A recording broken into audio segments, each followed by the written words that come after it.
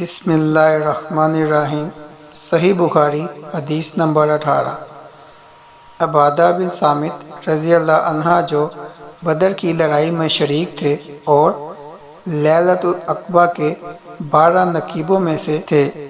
فرماتے ہیں کہ رسول اللہ صلی اللہ علیہ وسلم نے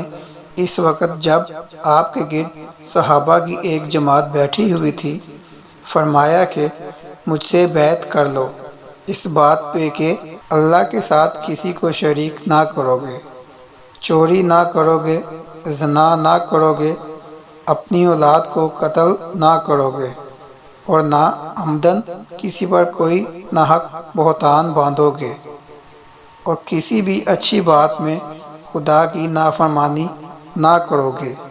جو کوئی تم میں اس عہد کو پورا کرے گا تو اس کا ثواب اللہ کے ذمہ ہے۔ جو کوئی ان بری باتوں میں سے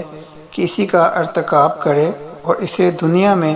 اسلامی قانون کے تحت سزا دے دی گئی تو یہ سزا اس کے گناہوں کے لیے بدلہ ہو جائے گی، اور جو کوئی ان میں سے کسی بات میں مبتلا ہو گیا اور اللہ نے اس کے گناہ کو چھپا لیا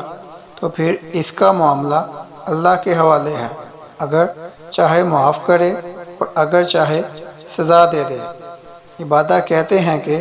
پھر ہم سب نے ان سب باتوں پر آپ صلی اللہ علیہ وسلم سے بیعت کر لی۔